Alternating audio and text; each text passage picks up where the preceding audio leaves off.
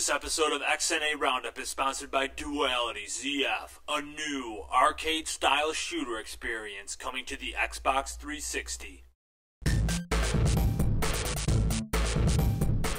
Hey folks, welcome to the XNA Roundup Show. This is episode number 18, and I'm your host, Nick the Dude. Thank you so much for tuning in. Here at the XNA Roundup headquarters, we find the best games on the Xbox Live Community Games section and give you the rundown on what's worth playing each and every week. Support XNA Roundup by subscribing to our show via iTunes or YouTube. You can also link or embed our videos on your blog, Twitter, or Facebook page. Another great way to support XNA Roundup is by supporting our sponsors. This week's episode is brought to you by Duality ZF, a new arcade-style shooter experience coming soon to the Xbox 360. Stick around after the reviews to get a look at the Duality ZF trailer. We've got a great show for you this week, spotlighting 3 brand new community games. First up, we have the ultra-unique and ultra-enjoyable Trino. Next up, we take a look at the campy top-down 2-stick shooter Karnn. And finally, we examine the creative puzzler Halfbrick Echoes. So, let's get right into the reviews. We'll see you on the other side. It's hard to classify a game like Trino. Technically, it's not a shooter, there's no platforms, there's a little in the way of character development, but it's by no means an RPG. So what is it? Well, first off, it's a ton of fun. After that, I guess everything is secondary, but here's what's up with Trino. You're some kind of blue alien dude, and you create triangular traps to snare enemies by putting down one point of the triangle at a time. You lay down one point, drag a line to where you want the second point to be and lay it down. Then you try and lure enemies into the middle of your triangle, and at the perfect moment, you punch in the third point to activate your trap. At this point, you go ahead and collect the booty left over after your triangle trap has destroyed your foes. Enemies can carry extra lives, bonus points, a kind of experience points, and also a green dot that when collected goes to a corner of the board. You'll generally need to collect as many green dots as there are corners of the board.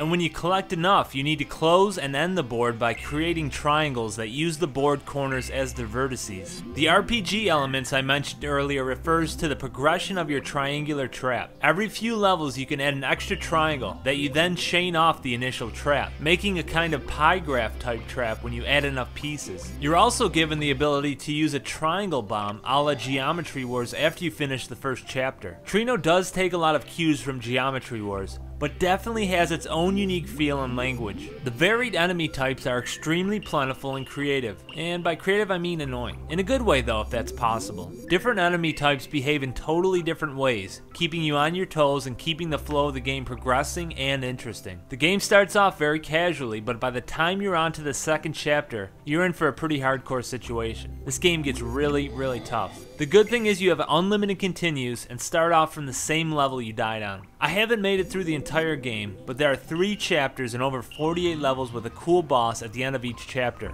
Unfortunately, no multiplayer, but the game does offer live leaderboards. Trino is a great value at 400 Microsoft points and a welcome addition to the community games catalog. Karnn is a total throwback to the old school gaming mentality. An NES style top down 2-stick shooter complete with boss battles, a terrible setup story, and that old friend, controller launching anger. Okay, so you probably won't end up throwing your controller, but you will want to. Maybe the weirdest part is that that's what I love about this game. There's no hand holding or tutorials, no explanation of what you're doing in this situation.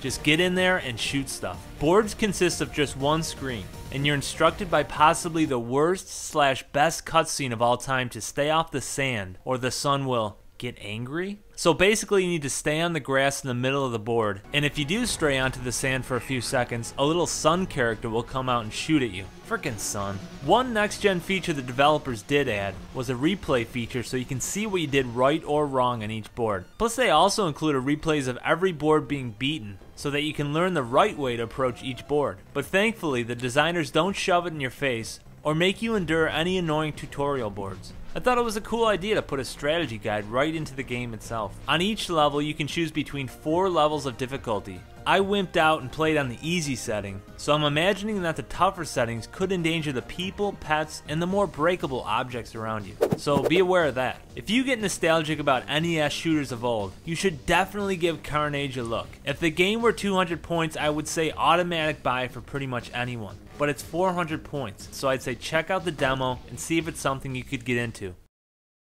With their second foray into the community gaming marketplace, developer Halfbrick has released the unique and full-featured puzzle game Halfbrick Echoes. In Halfbrick Echoes, your goal is to collect crystals and various power-ups, all the while avoiding deadly echoes or duplicates of your character that spawn every time you collect a crystal.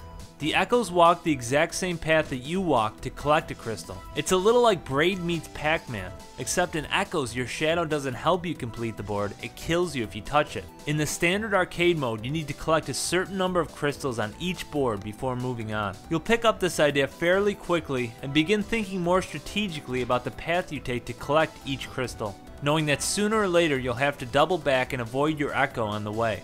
Halfbrick Echo also features 4 different single-player game modes that all change the game structure fairly significantly, including the standard arcade mode mentioned earlier, a timed jackpot mode, a 10-second survival mode where collecting crystal adds a few seconds to your timer. There's also a mode called Clockwork, where you control the forward or backward motion of all echoes on the screen using your right and left triggers. The 3 different 2-player duel modes also introduce some interesting versus mechanics. No online play or global leaderboards kind of keep the game in a vacuum, but overall another great addition to the community games catalog, especially for fans of puzzle games, and an incredible value for 200 points. Alright, that's our show for this week. Thank you so much for tuning in. You can get show updates at twitter.com/XNA Roundup. And you can email questions, comments, or suggestions to xnaroundup@gmail.com. Also, if you haven't emailed your entry to our Write Your Own Review contest, now's the time to do it.